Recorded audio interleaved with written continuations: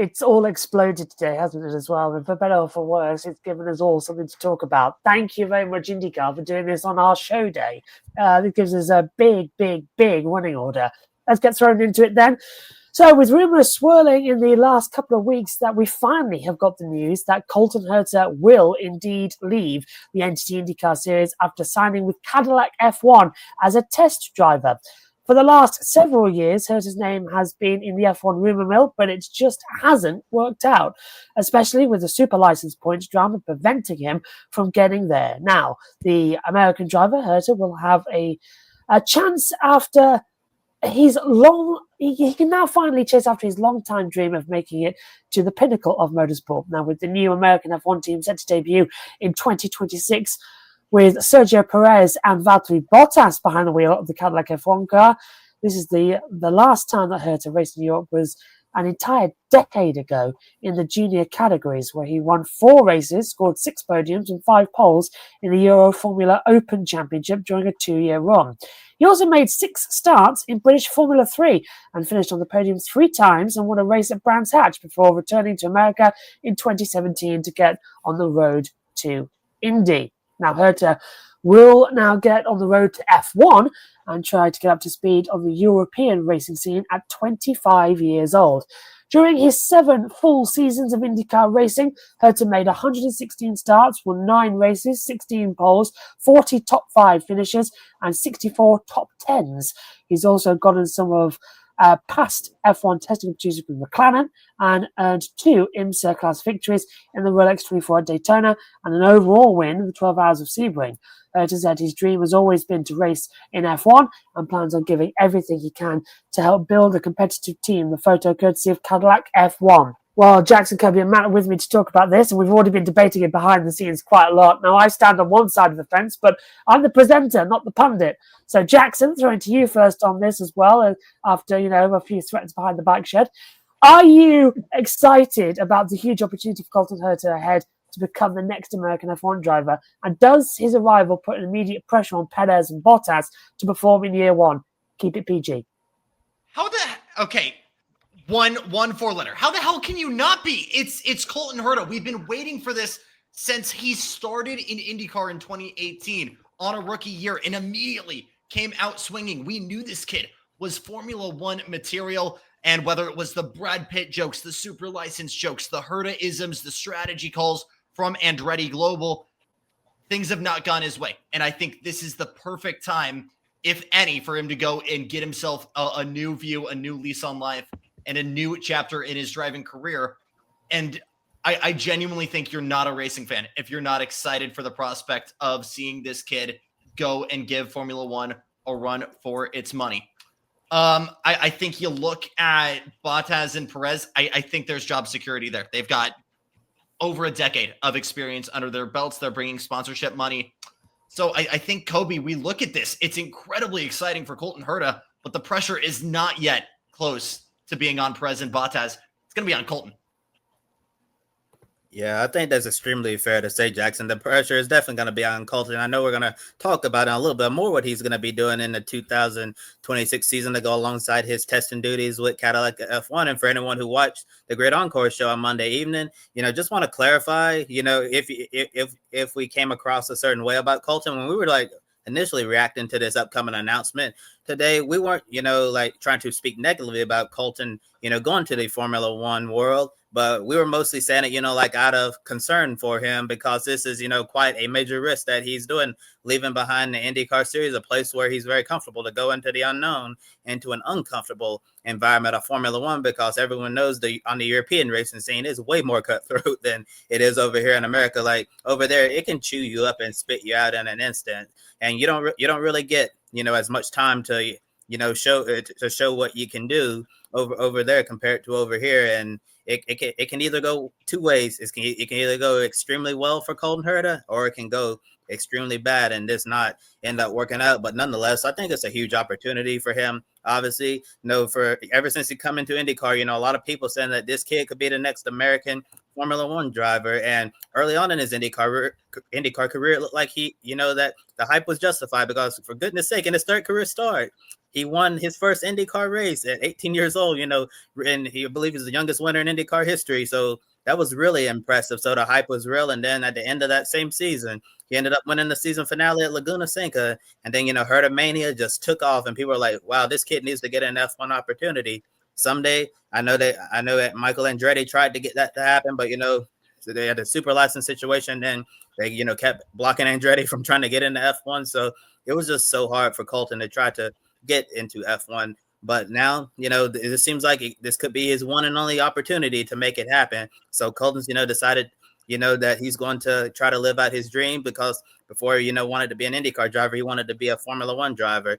And I know he's a little bit older now, at age 25. I know that's kind of old, and, for drivers who are trying to get into F1. But if this is your only opportunity, and this is something you've dreamed of since you were a child, I feel like, that Colton really wanted to, try to make this happen, because otherwise he would, just be stuck in IndyCar, and, this opportunity passed him by, then he might regret it later on. So I guess he felt like he might as well, no time like the present, to go over there, make the jump, and see what can happen. And in regards to Perez and Bottas, yeah, I think at some point, during the year, there might be pressure on them to perform, especially if Colton Herta, is lighting it up in Formula 2, which we'll talk about in a little while. And yeah, but Perez, Bottas, I know they're on multi-year deals right now, but as we know, in the world of motorsports, that can change very quickly, especially, if Perez is outperforming Bottas by a quite margin, or vice versa, and then Colton's tearing it up, then there's going to be a lot of pressure on those guys. But I do wonder, if Perez and Bottas do extremely well in year one with this Cadillac F1 car, and Colton Herta also does well in Formula 2, then some tough decisions will have to be made. But I do find it hard that, that Cadillac would bring in two experienced veterans like Perez and Bottas, just for 1 year. Yeah, so I wonder, what is the long-term plan for Colton Herta? If he does well in F2 in 2026, does he replace one of them in 2027? Do they try to loan him out to another team in F1? I think there's certainly, a lot of things that Cadillac's going to have to figure out here when it comes to Colton Herta's development on the road to F1. Yeah, lots of unanswered questions at the moment, Kobe, that will be answered over the next, 18 to 24 months. I think this is very exciting. It's great for the American fan of IndyCar to see, Colton, as you said, we're all excited about this happening for quite a while in terms of his progression. And it seems like it's been talked about for about 4 or 5 years in various stages, with the Toro Rosso thing a few years ago when he could have come in, and then that didn't happen for the super license staff. And we've talked about this a lot on all of our shows over the last little while, kind of following this story along. And we talked about Cadillac signing the drivers on this show last week with Bottas and Perez.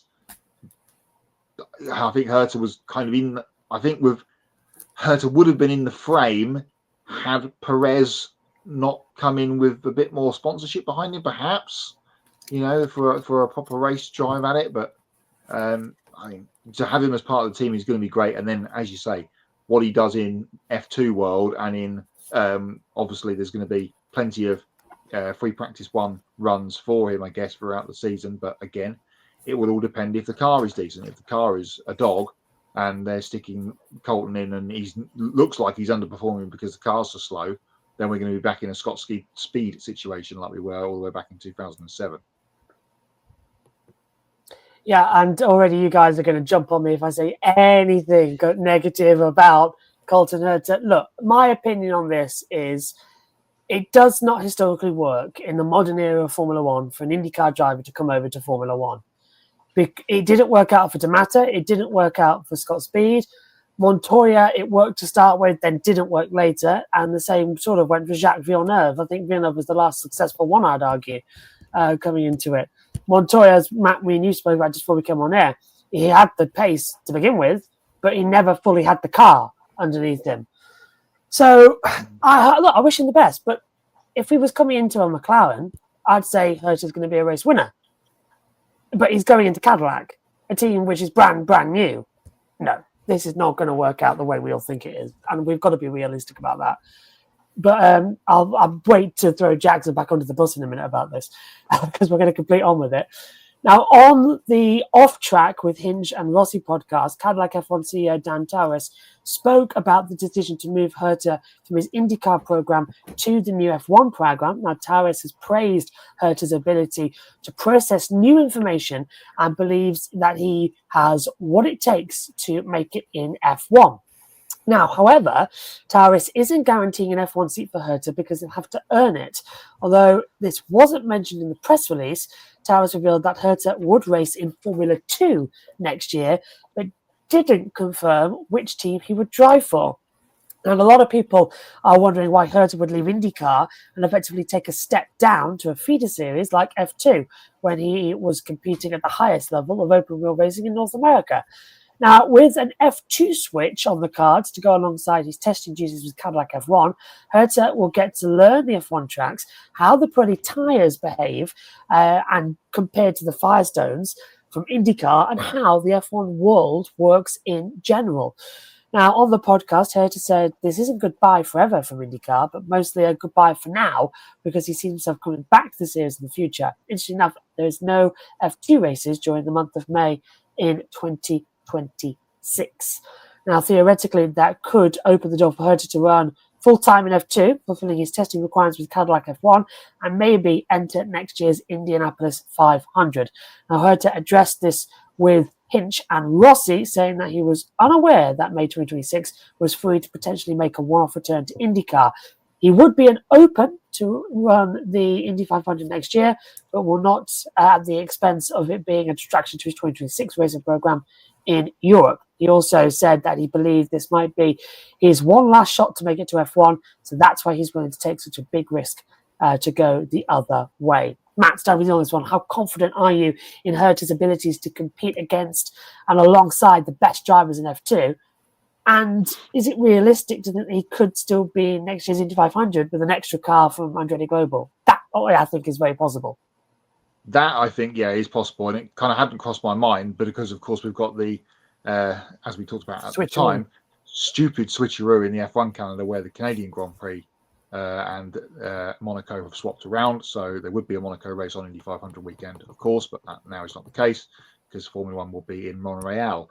I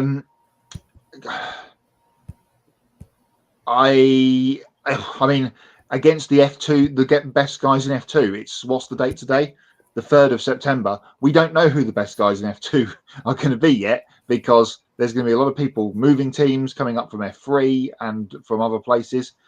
I think F2 is the kind of most fluid in terms of driver rosters of any championship probably in the whole of the world on a year-to-year basis. And as we saw last year, from about this time of the year onwards, during the season as well, because we had a load of F3 guys jump up into the last few rounds of F2.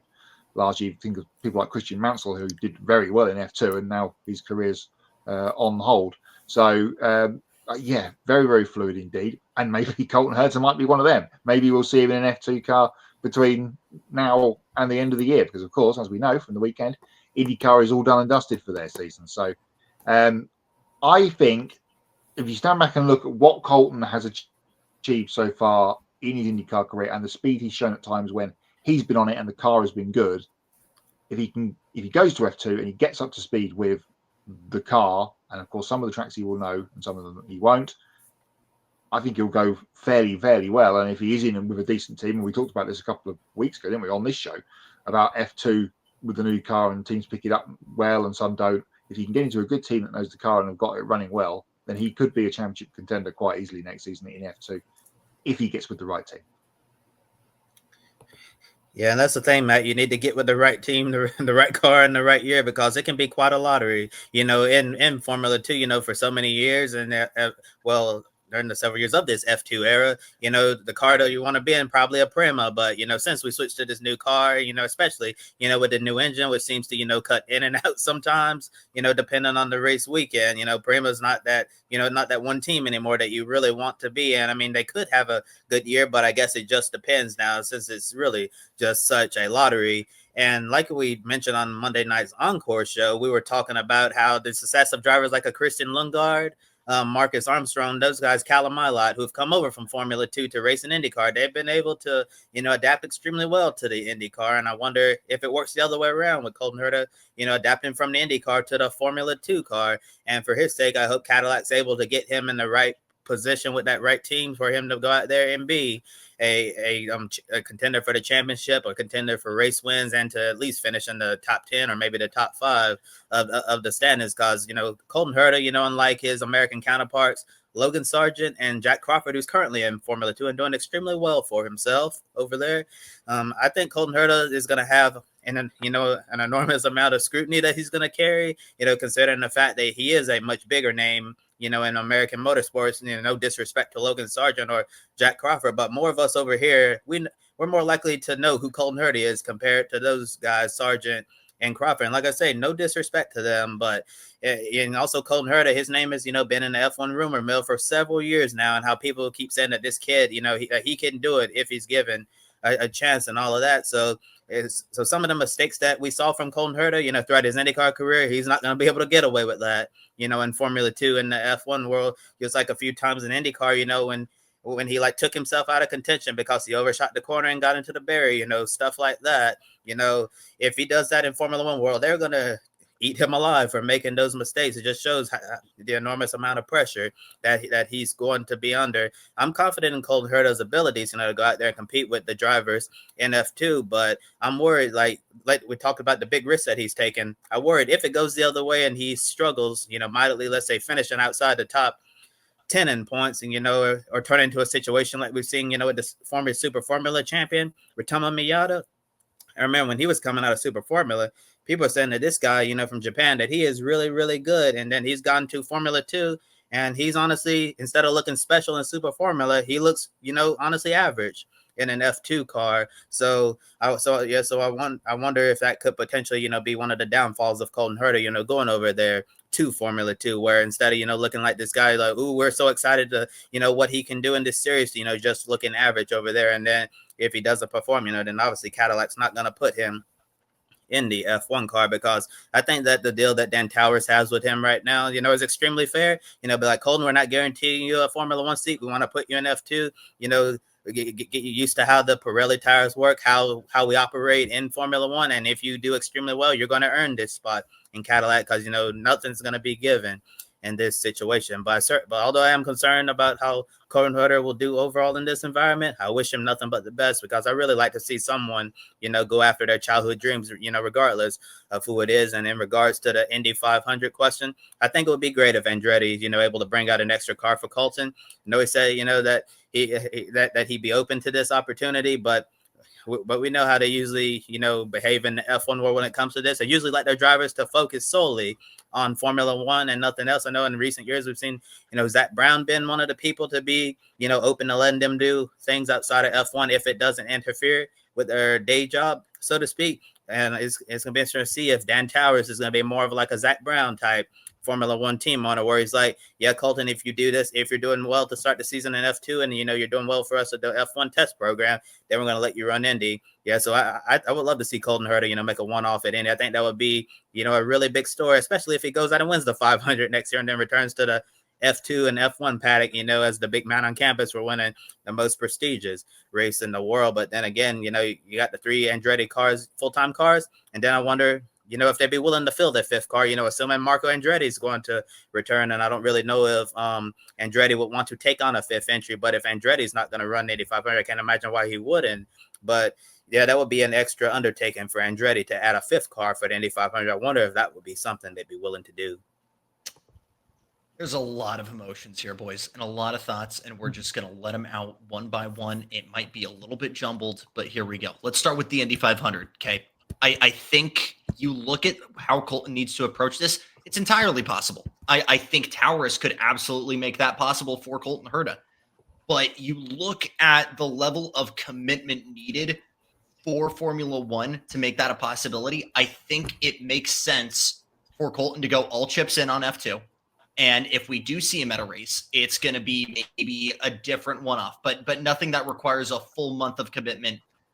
We've seen how much it sucked the life out of, Kyle Larson for just to go do the 500 alone. And I think the time and effort needed to make Formula 2 work for Herta is not going to make the 500 possible or make the 500 beneficial. And I think Colton is going to want to go all chips in. I get it. It's hard for people to get on the hype train when Herta is an ancient 25 years old. I'm 23. Maybe I should start putting my retirement papers together. But you look at where Alex Palou is at. I mean, he's an ancient 28 years old, and we would not be having this conversation if it was him going to the seat. By the way, we want to talk about European results in F1. Let's talk about Alex Palou, who got mopped in F3 by Santino Ferrucci. You can let me know how both of those guys ended up when they made it over to IndyCar. I think Kobe makes a phenomenal point in that we've seen so many guys move over from F2 into IndyCar. There's a good mix and match there. It's a very hard reasoning for me to see why Colton Herta would struggle in this kind of machinery. And we want to talk about adaptability.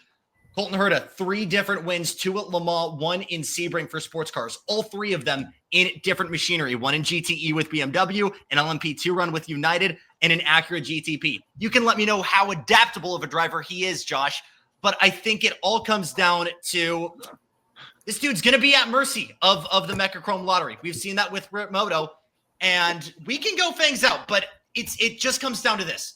We have been waiting over half a decade for this.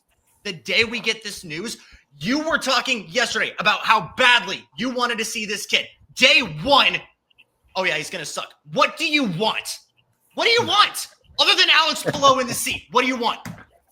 I'll say this right now. I want him in a McLaren. I want him in a top car. I want him. Okay. I want him in a Red Bull. I don't want him in a Cadillac. If he's coming to Formula One, you put him in a high-tier car. You do what Montoya and Villeneuve did. You don't do what Bourdais and D'Amata did and go into a team which is so underfunded, going to be so slow in its early years, and will not get off the ground. Cadillac to me is screaming Toyota vibes again from 2002, again and again, and they're not learning from the mistakes. So I've been around Formula One now for 2 decades, and Matt, you're probably going to be agreeing with me on this as well. I've seen this all before. Yeah, I've seen it all before. I know what you're saying about. Sorry, Jackson. Before you come back in, I know what you're saying about putting him in a top team. There's the biggest rule change we've seen in a long, long time coming. They need experienced heads. They've got 2 of them in Bottas and Perez. They're not going to stick a rookie in like Villeneuve coming into a waltzing Williams or to that effect. It's not going to be the same as Cristiano D'Amata, who struggled. It's not going to be the same as Sebastian Bourdais, who was in a B team car at Toro Rosso in the mid 2000s. It's not going to be the same as that, but we need to wait and see what he does in F2. And you know what, Matt? I think maybe as much super license smoke we've seen from Herta and the U.S. side of things, maybe Herta does need a little bit of time to get ready, especially with how drastic of a change this is going to be. Yes, the IndyCars have gotten more advanced with hybrid systems, push to start different things, but these F1 cars are still space age. You need a whole space shuttle sized manual to learn how to just start the damn thing. So I get it. I don't think we're going to see, we're obviously not going to see a Braun GP level of run with $500 million put into this thing. I would love to see that kind of run, but you look at the level of aggression that Pato O'Ward and Alex Palou had. I will yell the praises of IndyCar all day, but when you get that opportunity to go do F1, to be one of the 20 guys, you answer that call. I know Brendan Hartley had that opportunity, 2017, coming from Toyota. Either do Ganassi have run in the front with Chip or fight for points with Toro Rosso. I think if you asked him right now, there wouldn't be a damn regret about what he did. I don't know. I'm not sure. Let's look at some tweets coming through. Adam says, I'm looking forward to seeing how Colton Herta does as a Cadillac F1 test driver, another American across the pond. That's always good. I can't wait to see how Colton does against the F2 current drivers in 2026. That's going to be changing because there'll be more F3 next year with them all getting sort of shuffled around into Super Formula. Yeah. Can he win an F2? That's the big question, isn't it, Matt? Can he win an F2? I mean, you cover the series. Can he do it? There's a lot of people there at the moment that are dominating. As I said before, he's got to end up, and Jackson mentioned the Mechachrome lottery. That is part of it, and it goes for him and other people. But there's a bunch of tracks on the calendar that he doesn't know. He's going to have plenty of sim time at Cadillac Sim, which is, I'm guessing, at Silverstone, to learn all these circuits. But he's got to line himself up with a Prema if they're going to be good, with a Rodin if they're going to be good, with a Van Amersfoort if they're going to be good. We just don't. Going into an F2 season, you just do not know what team is going to be the top team. And ART which are team in is going to have, which team are going to have the links with Cadillac and Andretti as well, because you've got ART, which is linked, well, it was linked with McLaren. Now they've sort of shifted around to be more Ferrari. Yeah, they've sort of been all the way around. Prema's now linked, was with the Ferrari Driver Academy, but now has also now switched to McLaren and Williams. So he's just got to link up with the teams and see who needs the money as well. Prema were linked with Mercedes last year as well, and they put Andrea Antonelli on the grid this year. Now look at Antonelli. He makes his first mistake in Formula One, and everyone's crucifying him after what happened. And I still don't. I didn't think it was his fault. I didn't think it was his fault. World champion crucified him. Yeah. Jacques Villeneuve. Yeah.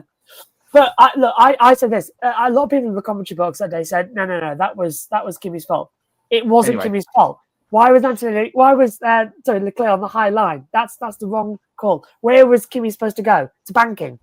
Clearly, that's what really annoyed me about people who watch motorsport and don't know how bankings work.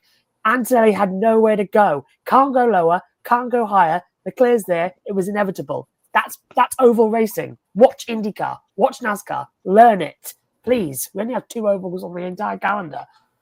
If everything goes south for Colton, where would that leave him in IndyCar in the future? It probably would go back straight to Andretti, wouldn't it, Jackson? That would probably be the logical. It's either assumption. that, or maybe he comes back separating, being like a separate driver from TMG, and we'll have to see. But I think if you're a rookie, or if you're a newer team like Prema or Junco still looking for a driver, and you've got a free agency come 2028, 2029. And you see, a guy who's getting up there, around 30 years old at that point, you're still dumb to not pick him over a rookie. He's got win out of the box mentality, and now he's going Formula One levels of experience. You would be dumb to not pick him or have him at the top of your candidate list, I think. But we're going to wait and see. And I think this is going to be, Matt, the ultimate litmus test of how strong that bond is going to be between Towers and Colton. And if that doesn't happen, McLaren hypercar program. Yeah. Yes. Andretti, Zach very Brown. close with Zach Brown. They're like this, aren't they? Yeah. So, which is why I'm surprised that McLaren haven't been invested more with the Cadillac program. Go on, Kobe. Alex Pillow, next question. They do not want another whatever the hell that is. Sorry. The only thing I was just gonna add to what Denver said in the chat, I think it honestly depends on what happens between the relationship in the next few years between Taurus and Colton Herta. We know at some point that he will more than likely come back to IndyCar. He said that he wants to come back to IndyCar, just a matter, or it's going to be 3 years down the road, 5 years more, depending on, how good the Cadillac F1 car is, how good he's or how well he's performing, in the car. It's going to depend on when he's, able to come back to IndyCar. If he ends up leaving the Cadillac F1 program and they end, on peaceful terms, then maybe, he can slide right back into that number 26 Game British Honda at Andretti, and that would be perfect. Or, if things don't necessarily go well, maybe he could be picked up by a Chip Ganassi Racing, Team Penske, or even, Arrow McLaren, if, assuming those teams are more than likely still going to be around, at the end of the decade heading into the next. But who knows what's going to happen in IndyCar? The running order over there might shake up in the next few years or so. You might see new teams, rise to the top, or there might be a team that hasn't even been formed yet who's at the top of IndyCar in the next few years. Or it's just a whole lot of things that we do not know yet, in the future of IndyCar. And by the time he comes back, if and when he does come back, they'll have a new car as well. Yes. Doubtful. Probably would be better.